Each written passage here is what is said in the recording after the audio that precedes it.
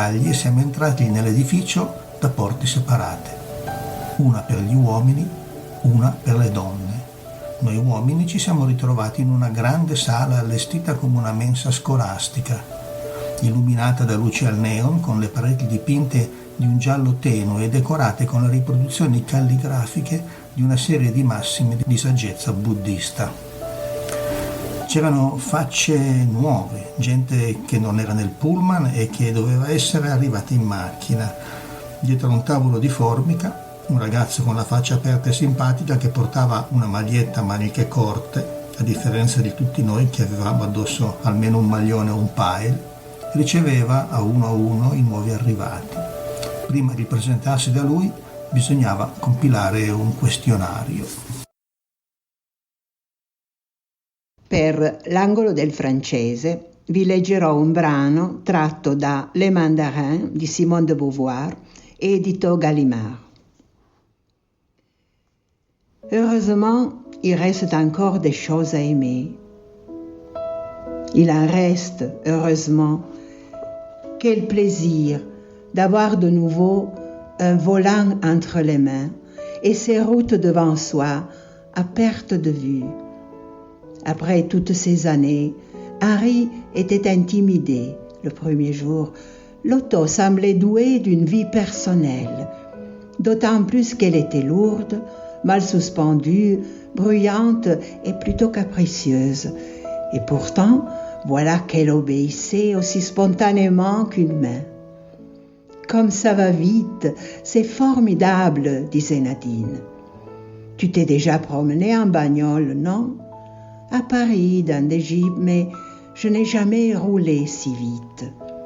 Ça aussi, c'était un mensonge, la vieille illusion de liberté et de puissance, mais elle y consentait sans scrupule.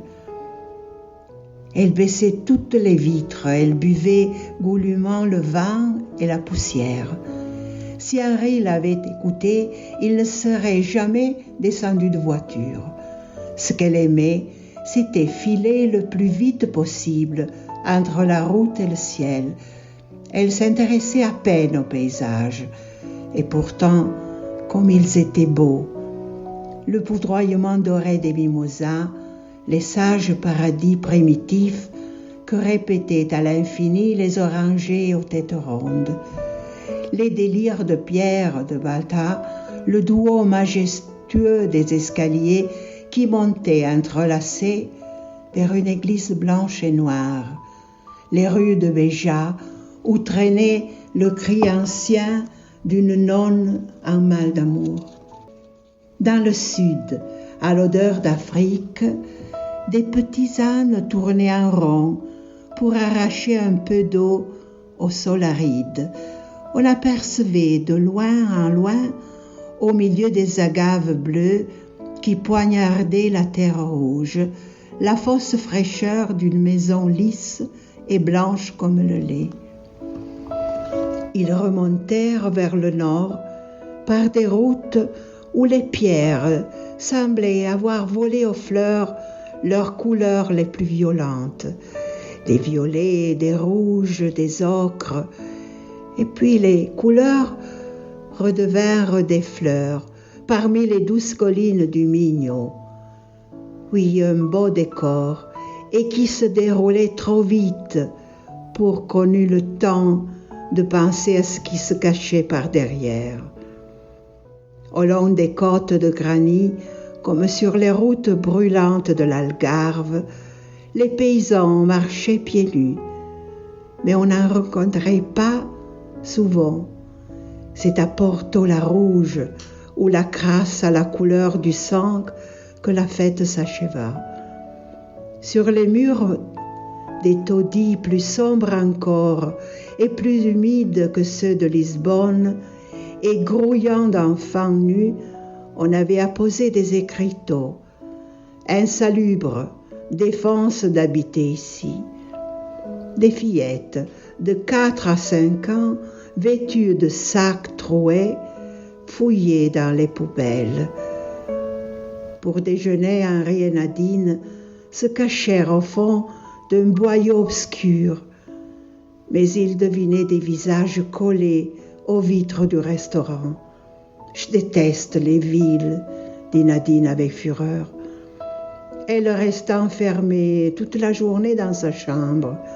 Et le lendemain, sur les routes, c'est à peine si elle desserra les dents. Henri n'essaya pas de la dérider.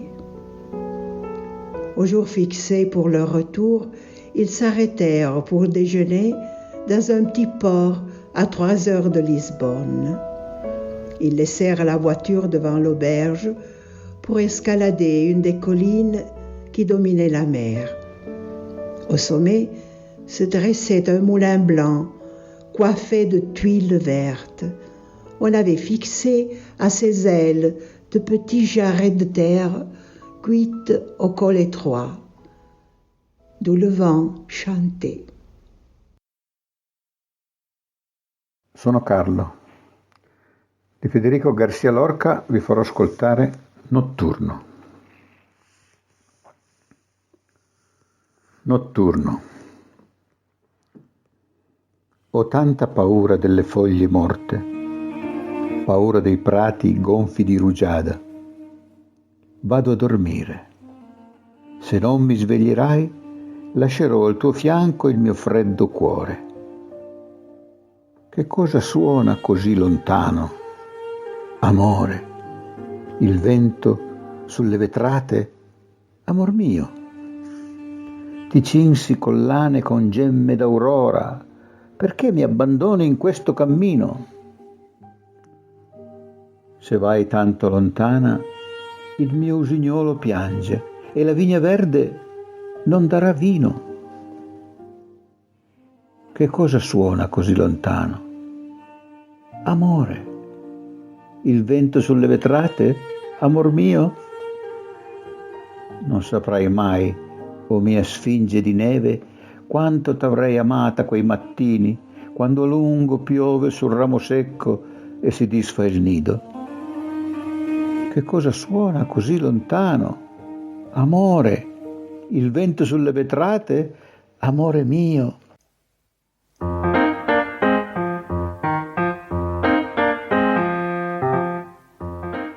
Radio Love, dove leggere è uguale per tutti.